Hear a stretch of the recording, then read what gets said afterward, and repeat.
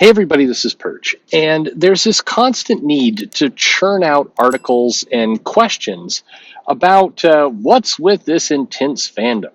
And Newsarama has one up. By the time this video goes out, it's probably like a week ago.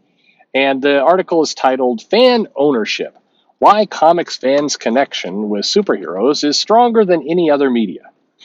And it goes into like some fans get very obsessed with their superheroes, and there's a sense of ownership, even though the fans don't own the characters. Why is this?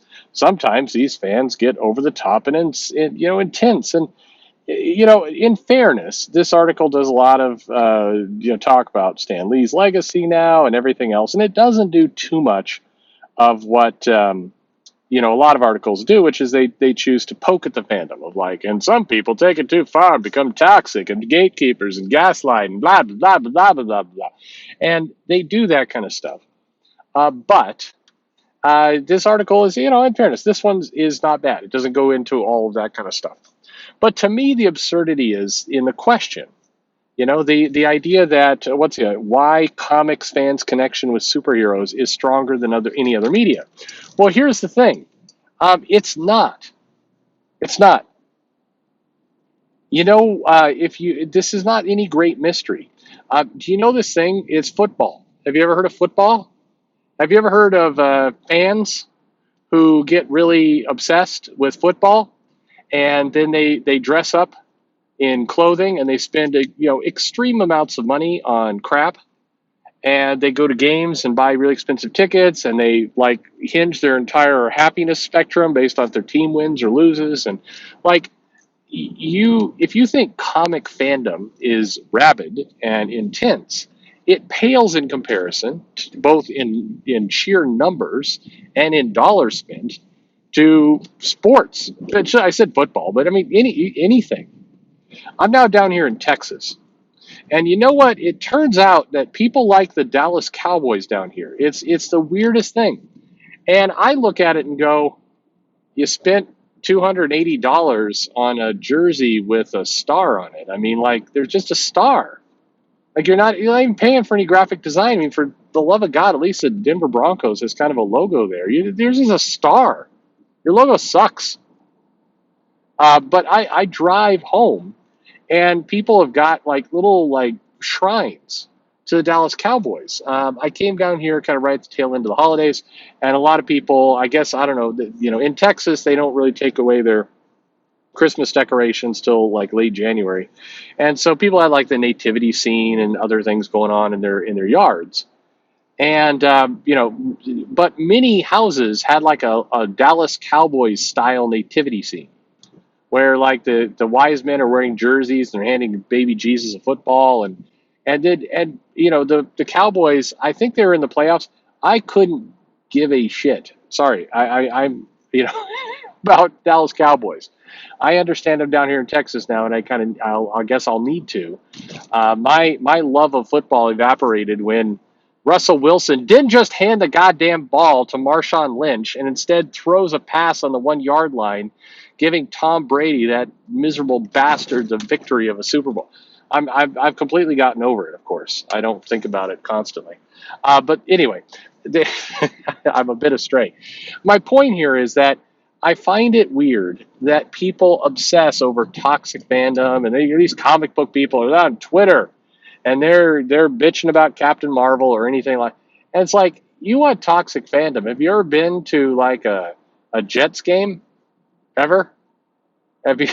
You know what it's like with some of these. You've been to a Yankees Mets game. You ever been to an Atlanta Braves game when people throwing batteries on the field? Like, you want to. If we're talking crazy behavior, first off, this is what people who get worked up around a brand do. And here's the crazy part. With the exception of what? The Green Bay Packers, and even that's like not really true. The fans do not own these teams. And if you think the comic book variant cover, all that nonsense is extreme in comics, I mean, I got news for you. Again, the amount of money they sell crap for sports teams with is ludicrous. I mean, the comics wishes they were in the same stratosphere as sports. And so there are fans, passionate, rabid, You can use the word toxic if you want. I don't know, but there's people who are very intense about their sports teams, and let alone sports music, similar thing. Again, people don't own the bands, but there's groupies. There's people who get really up in arms about Nickelback. There's nobody who gets up in arms about Nickelback, but there's people who the money for concert tickets and memorabilia and all the rest, and the aggressiveness of people who hate Nickelback or despise Nickelback or thinks that Nickelback does not create actual music. I mean, there's a lot of intensity there, I guess is my point. So what I don't understand, and I legitimately don't understand, is why do comics like clutch their pearls constantly at an angry fan? Like, oh, here's somebody complaining about Brie Larson. Oh my God, I've never seen the day. Oh my, oh no, oh no. It's like, hey, have you ever attended a football game ever? You want to see the kind of things they shout down onto the field? Like, I took my daughter to a Seahawks game, and she was 6 at the time, 6 or 7. And the guy next to me just starts like the defense was playing terrible, and or no, it wasn't that. I take it back. It was I think the Seahawks were playing the 49ers, and Richard Sherman had switched teams. And it turns out when you're a fan of a particular football team and somebody that you used to root for switches to a rival, you say some pretty rude things down to those people. So I'm like sitting there with my daughter, and 2 seats over, some guy is screaming a word that rhymes with bunt at Sherman over and over and over again. And my daughter's sitting there quietly, and I'm thinking she's going to be asking me what that word means all the way home. But so where like the people clutching their pearls at, like, have you heard the language at some of these games? Have you heard the toxic comments that are sexist and misogynistic at sporting events? I mean, yes, I'm sure there are articles. If we all go search Slate or the Atlantic, I'm sure we can find some articles about this. But again, why comics? Why does comics get this specialized thing where people are puzzled, perplexed, and just very on their high horse about the fans in comics have turned toxic. They're toxic, I say, toxic. Why do they? This is just fandom everywhere. And I'm not saying like it's okay to scream at Richard Sherman, although what a bastard for switching teams. But this isn't unusual. Why are we pretending that somehow this is deeply troubling? Because in comics, people don't stop with, well, this seems like some rude behavior. They take it all the way to, well, the person who's insulting Captain Marvel's haircut is clearly a white supremacist, misogynist, racist who, chokes himself while he masturbates. Like, why do you take it that far when this behavior is on display everywhere with different fandoms? And no, it's not normal for somebody to obsessively scream about Captain Marvel on Twitter every single day. It's not.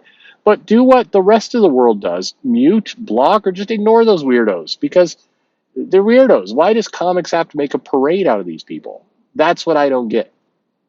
Why do we have to pretend that none of us in our lifetimes has ever seen this behavior anywhere in the world? And it's only comics that has this horrible problem with toxic people. Oh my God, it's the worst. It's like we're pretending like if there's somebody who's a jackass about Kamala Khan, they're going to keep people from buying comics. It's going to wreck the entire fandom and every like. So, like and subscribe, of course, and thanks for listening.